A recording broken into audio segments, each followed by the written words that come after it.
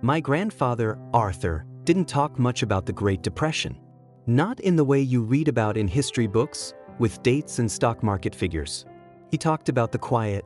He said that after the crash, the loudest thing he remembered was the silence. The silence of factories that stopped humming. The silence of neighbors who suddenly moved away in the middle of the night. He lived in a small town in Ohio. A place where everyone knew your name, your father's name, and what you'd be doing on a Saturday. Before 1929, the future felt solid. Like the big oak tree in the town square. You just knew it would always be there. But then the feeling changed. It wasn't a sudden crash for them. It was a slow, creeping dread. He said it was like watching a glass of milk tip over in slow motion. You see it happening, but you can't stop it. And then it's just gone. Arthur worked at the local furniture factory. For years, he'd walk the same route to work every morning. He was proud of his work. He could tell you the type of wood just by its smell. Then one Tuesday, the foreman told everyone not to come in on Wednesday. He said it was temporary. But Wednesday turned into a week, and a week turned into a month. The factory never really opened again. My grandfather said losing a job back then wasn't just about losing a paycheck. It was like losing a piece of who you were. I once asked him what the hardest day was. He thought for a long time. And then he said it was the first time he stood in a bread line. He saw his old boss from the factory standing a few people ahead of him. They didn't look at each other. Not out of anger, but out of a shared shame that was too heavy to acknowledge. He said the bread didn't taste like food. It tasted like defeat. But he also said it was the first time he understood that he wasn't alone. Every person in that line had a story just like his. They were all in it together. That was a strange, sad kind of comfort. And while the cities were struggling with a silence, out on the plains, they were fighting a noise. The constant, howling wind of the Dust Bowl. Farmers who had worked the land for generations watched it turn to powder and blow away. My grandfather had a cousin in Oklahoma. He sent them a letter, but all it said inside was, "We are leaving. We don't know where we are going. We just pray for rain." Hope, for them, was a cloud in the sky. You see, when everything is taken from you, you start to look for hope in the smallest of places. It wasn't some grand speech or a big government promise that kept people going at first. It was the little things. It was a neighbor leaving a few extra potatoes on your porch. It was the local church opening its basement so people had a warm place to sleep.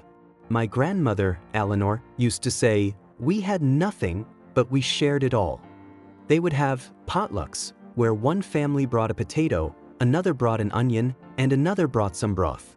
Together, they made a soup that fed a dozen people. That soup was more than food. It was community. There was this unspoken network of kindness. Men and boys forced to leave home to find work would ride the rails. They were called hobos. They developed a secret language, a set of symbols they'd draw with chalk or coal on a fence post or a sidewalk. A drawing of a cat meant a kind lady lived here.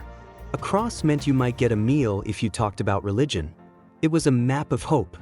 A quiet, secret way of saying, "I see you. I can help. You are not invisible." Then, something started to shift. The government stepped in. The New Deal. For my grandfather, it came in the form of the Civilian Conservation Corps, the CCC. They sent young men out to national parks to plant trees and build trails. Arthur signed up. He sent almost all of his pay, just $1 a day, back home to his family. He said the work was backbreaking, but for the first time in years, he felt a sense of purpose. He was building something. With his own 2 hands, he was planting a forest. He was putting something back into a world that had only taken. And it wasn't just him. All across the country, men were building bridges, dams, schools, and post offices through the WPA. You can still see their work today. Solid, beautiful buildings made of brick and stone. They weren't just building a country, they were rebuilding a sense of pride. The simple dignity of a day's work. The feeling that you were part of something bigger than your own struggle. And when the day was done, people found hope in stories. The radio was the center of the home.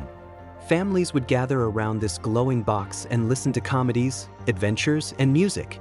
For 30 minutes, you weren't in a dusty, bare-bones house. You were somewhere else.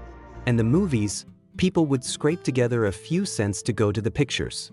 They'd watch stories where the little guy won, where love conquered all. It was a reminder that happy endings still existed, even if they only existed on a silver screen. The Great Depression forged a generation of people who understood the value of things in a way we might not today. They knew what it was like to be hungry, so they never wasted food. They knew what it was like to be without, so they were careful with their money. They knew what it was like to be alone, so they cherished their family and their neighbors. They weren't bitter. They were strong. They had looked into the abyss and had chosen to build a bridge over it instead of falling in. My grandfather eventually got a new job. He raised a family. He built a good life. But he never forgot the lessons of the quiet. He taught me that your true wealth isn't what's in your bank account. It's the people you hold close.